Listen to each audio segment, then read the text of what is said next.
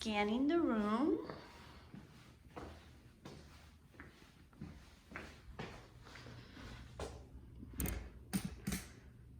Okay, so this is my patient and I am new.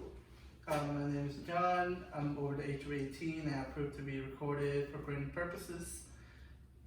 Okay, I'm going to close the door for privacy, wash my hands. Hi, my name is Neil and I'm your student nurse for today. Can you tell me what your name and date of birth is? My name is John Gamino. Date of birth is 12/24/1991. Okay, may I please take a look at your wristband? Thank you very much, Mr. Agnew. So I just want to let you know that I'm going to be doing a head-to-toe assessment on you, and it's going to take roughly 30 minutes. Would it be okay if I do this assessment? Yep. And we're doing this assessment just to see where you're at and all those skills. And do you have any questions or concerns for me before I begin? Okay. So I just want to ask you a few questions. Do you have any allergies that I should be aware of? No allergies. Taking any medications? No medications. Can you tell me what your pain level is right now? From a scale Zero. of 0. Okay. Cool. And do you know where you're at right now?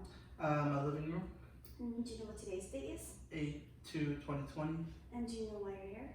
for an assessment. Okay, so my patient is alert in order to face a FaceTime situation. So now I'm just going to go on and assess my patient, do a general assessment. So my patient has upright posture, there's no physical deformity or no physical device or equipment on. My patient's skin is evenly throughout and appropriate for ethnicity, and my patient does not seem to be in any radical reactions to anything, and my patient is also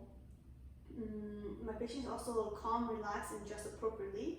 And now I'm going to go on and assess my patient's skin. So I'm just going to palpate for any temperature. Okay.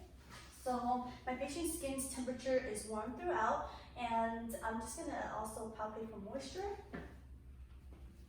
Okay.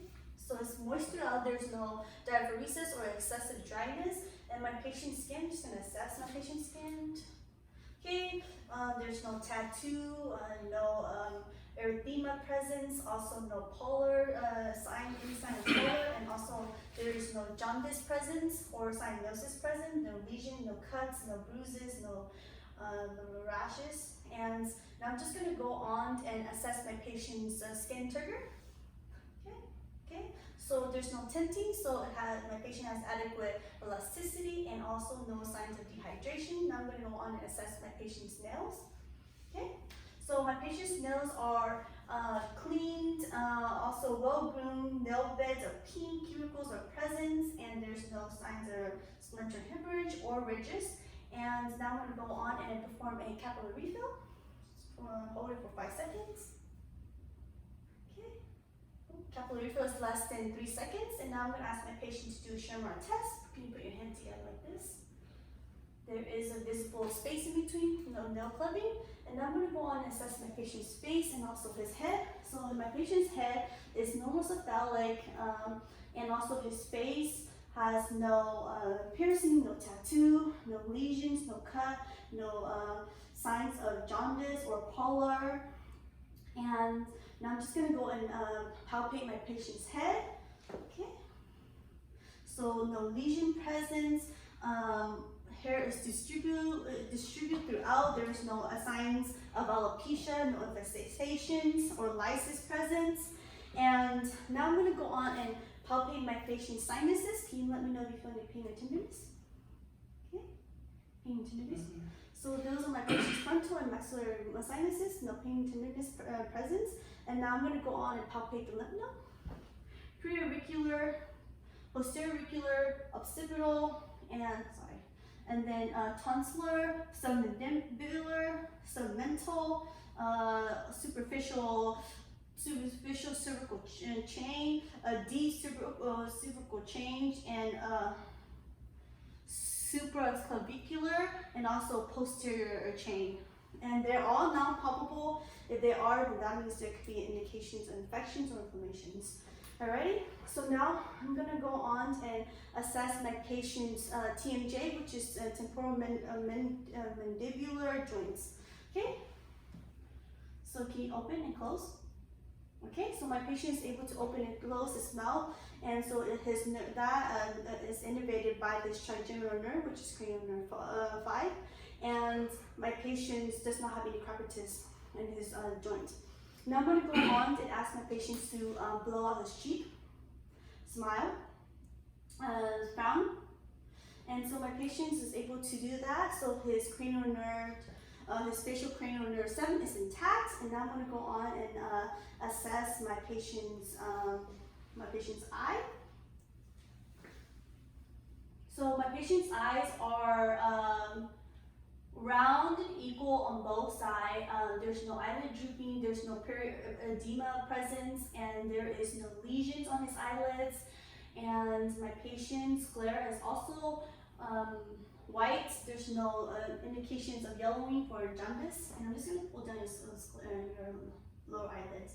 There's no sign of pallor. His conjunctiva is pink. And now I'm going to go on and assess for any perla, which is his pupil, which is equal and round earlier, and see if it reacts to light.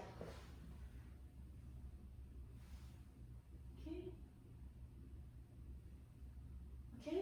So my patient's pupil are reacting to light and also has concentric constriction.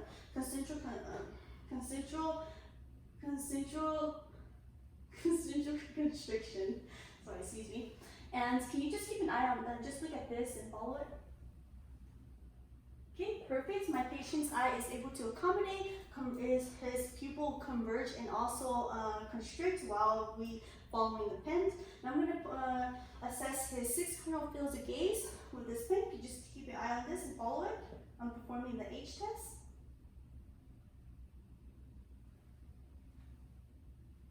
Okay, perfect. So my patient was able to follow with no eye weaknesses, and there's no nystagma or strabismus presence. So my patient's cranial nerve 3, 4, and 6 is intact, and those are ocular motors, trochlear, and abducens. Now we're going to assess for cranial nerve 2, which is his optic nerve, and that will be using the Snelling chart and also the Rosenbaum test. In the Snelling chart test, we'll have the patient stand 20 feet away from the Snelling chart and have him read the lowest line he can read with one eye cover, and we'll do that to the other side. And if he had glasses, we'll do the same. And then the Rosenbaum will just be 12 inches apart from him, and so see if he can read it. If he can, then that also indicate for any near visions. See if he can read close up. Okay, and now I'm going to go on and assess my patient's nose. And my patient's nose is also straight. There is no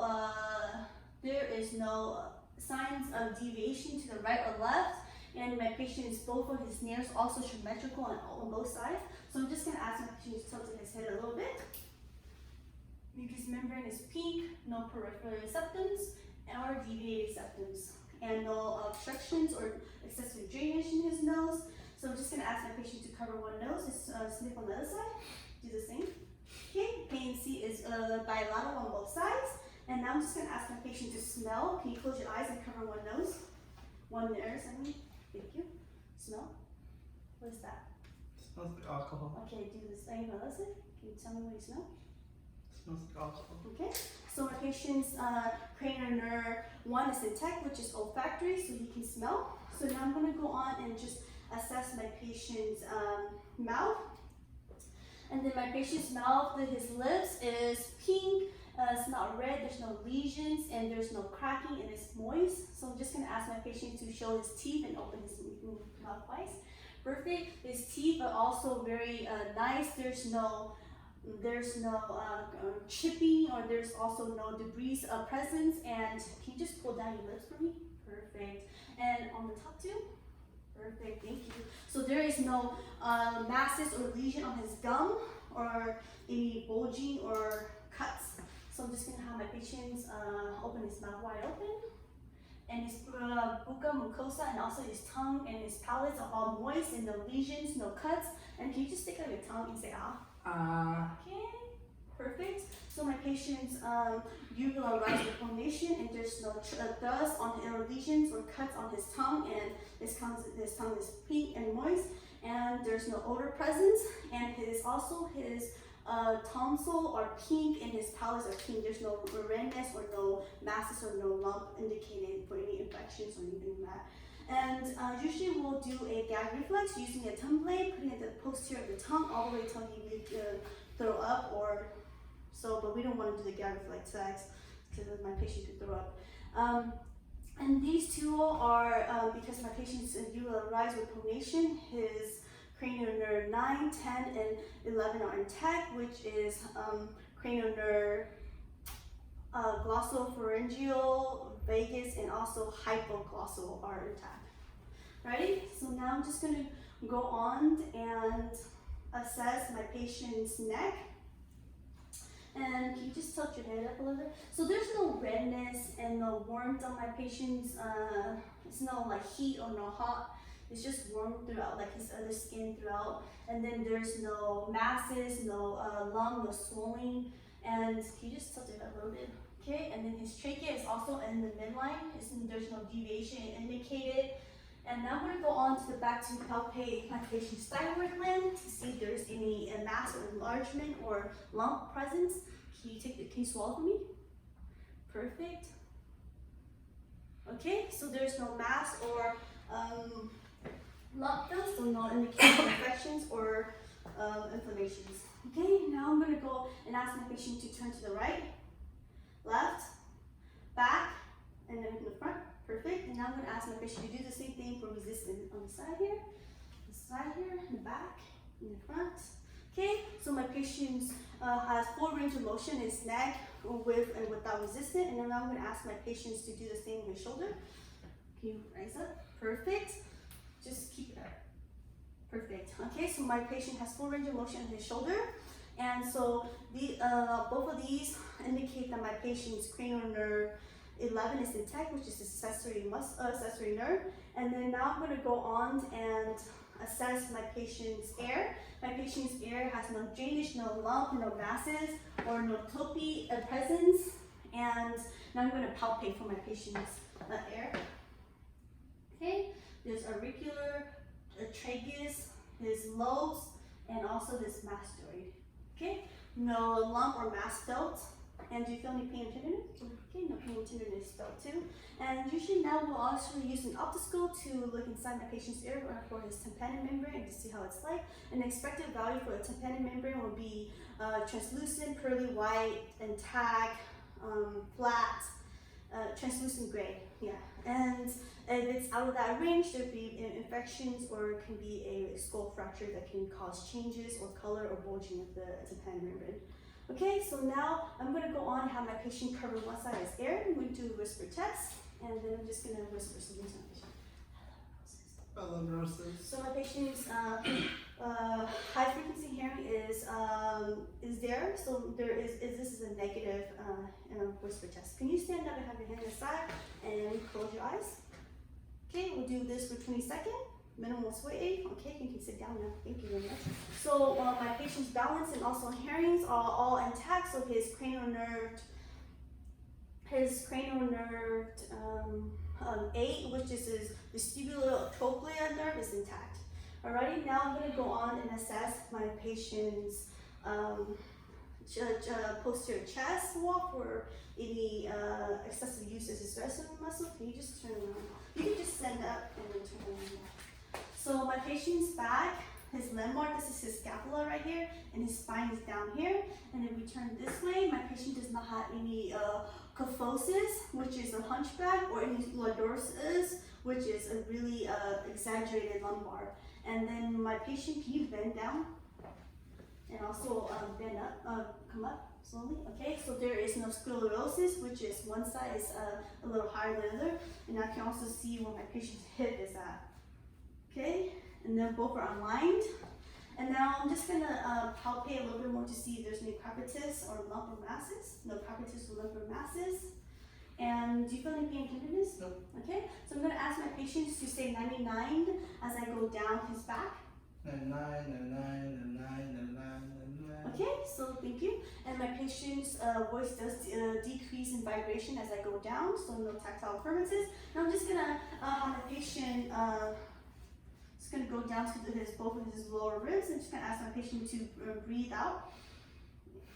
Okay, perfect. His chest expansion is symmetrical on both sides, and I'm going to assess for his diameter, AP diameter versus transverse. AP is anterior, posterior. Okay. They're both AP is grade is 1 and the transfer is 2, and so that's within the expected value. If AP is greater or about the same as a transverse, that can indicate a viral chest. But my patient does not have that, so now I'm going to go on and auscultate my patient's lung for any adventitious breath sound. Okay. Just take a deep breath for me.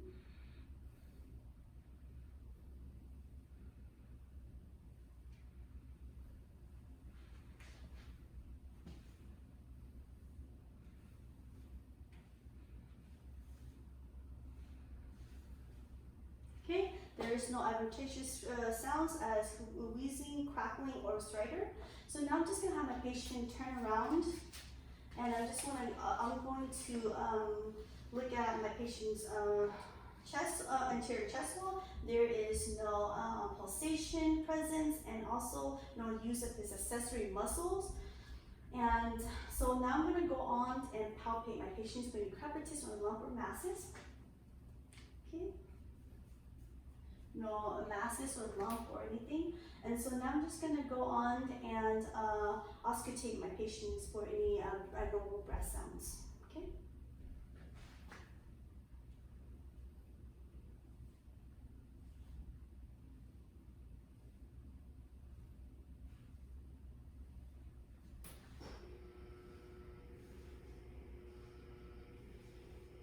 Okay. So there's no crackle, no wheezing or stridor heard. And now I'm just gonna go on and have my patient sit down for a second, okay? And I'm gonna go on and just look at my patient's chest wall to see if there's any lift, no heaves or pulsation. And there's no lift or no heaves or pulsation present. So now I'm gonna go on and look at my patient's 5 cardiac area. And we'll look at the right side first. So right side, second intercostal. Right side sternum border, second intercostal. 1, 2. Sorry, 2. This is the atrial. This is his aortic valve. Then we'll move to the second intercostal space on the right, the left sternum border. So all of these will be in the left sternum border right now. So we're gonna go on first intercostal, second intercostal. That is pulmonic valve, and then third is earth point, and then the fourth intercostal space will be his tricuspid valve, and then his fifth intercostal space to the mid-clavicular line will be his mitral valve or his apical pulse or points of maximum impulse. Okay, and now we are going to go on and auscultate for any murmur using the bell and also my diaphragm to listen to his heart valves. Okay. So I'm going to do the heart valve first, and I'll go on and do the murmur.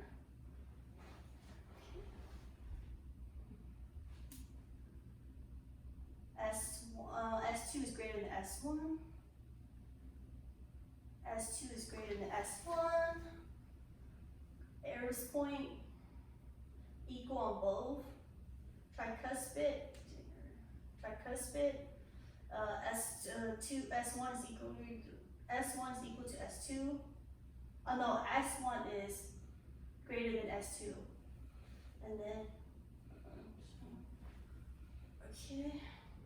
And S1 is greater than S2. And while we're here, we'll test for my patient's apical pulse, pulse deficit. Okay.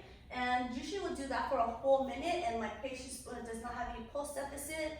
And usually pulse deficit is where his pulse rhythm or rate from his apical pulse and his brachial pulse are not the same. That means that every time his heart pumps blood, it does not perfuse effectively to his extremity. But because my patient doesn't have that, so we don't have to worry about that. And now I'm going to go on to listen to his any murmur.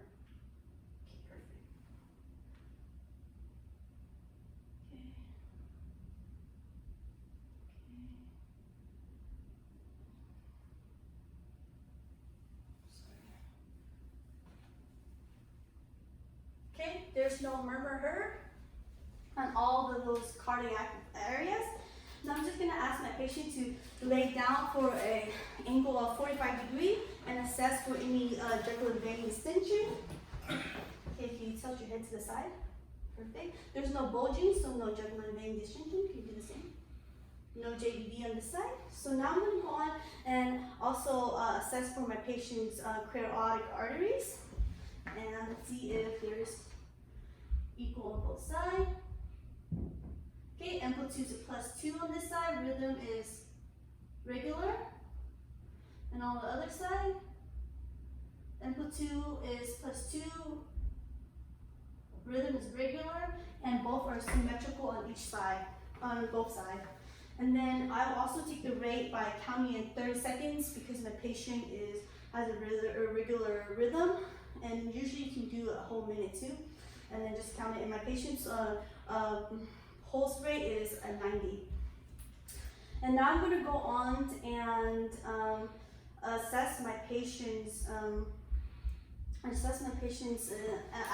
So I'm just going to have a patient pull up this shirt. Okay, so my patient doesn't have any skull dissuasion. He does have some striate on both of his lower quadrants, and there is no cut, no lesion, no bruise, no mass indicated or anything, and no pulsation, just his normal breathing. And now I'm going to go on and also no signs of ascites. And now I'm going to go on and just auscultate his aorta for any bruit sound and also his vena cava to see if there's any hum.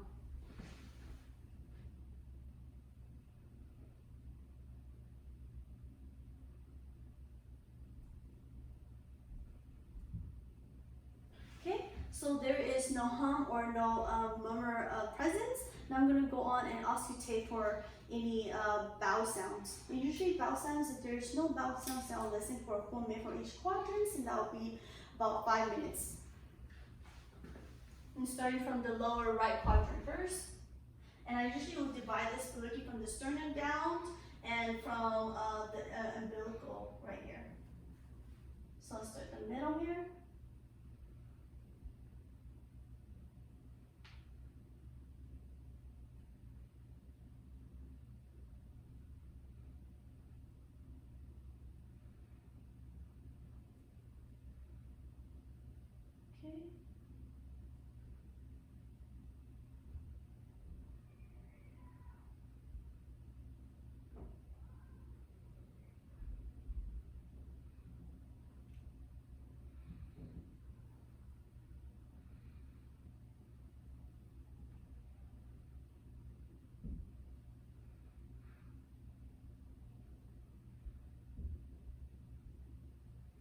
Okay. So there's vowel sounds for all quadrants, and now I'm going to go on and do a light palpation. Let me know if you feel any pain and tenderness, okay? Down 1 inch, massage, okay? Okay.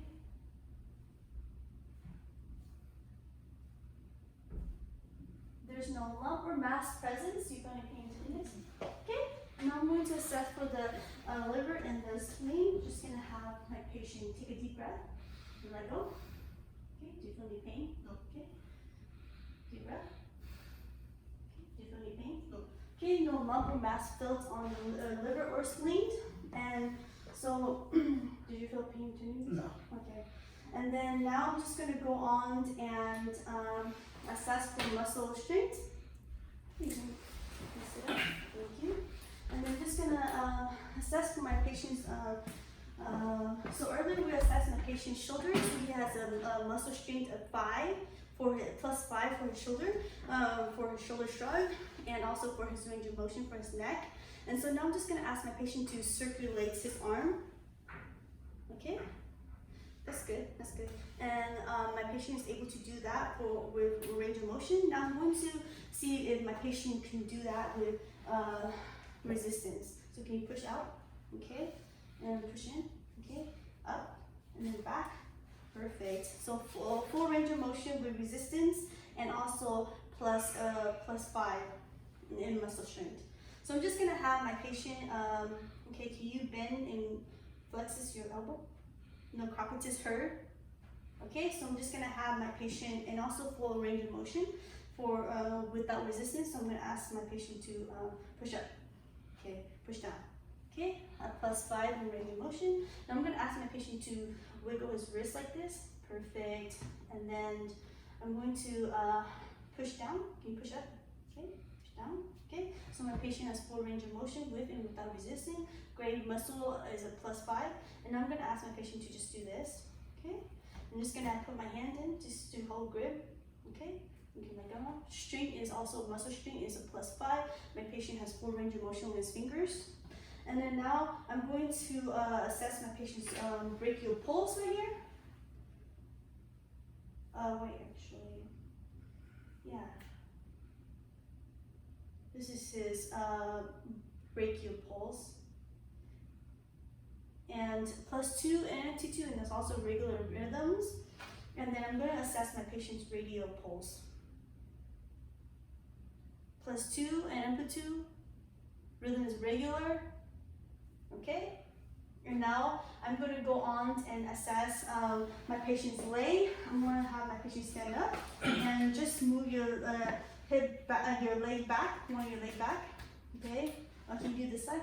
Back, front, cross. Okay, and out. Okay, so my patient has full range of motion. Now I'm just going to ask my patient to push back on this.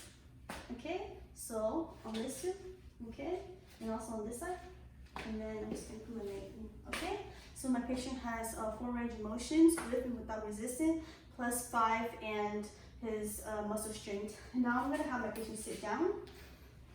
I'm just gonna hold my patient's leg up like this, and I'm gonna ask my patient to push down. Okay, I'm gonna ask my patient to go up. Okay, perfect. He has full range of motion in his knee. And can you do this? On this side. No crepitus noted, and also no crepitus noticed in his hip too. And my patient does not have, my patient has full range of motion on his knee flexing, and with a +5 in muscle strength. And now I'm going to ask my patient to wiggle his toes like this around. Okay, no crepitus noted, and my patient was able to do that. And I'm just going to ask my patient to push up. Just have your feet down. Okay, push up. Perfect. And then down. Perfect. And I'm just gonna have a patient check out the shoes real quick.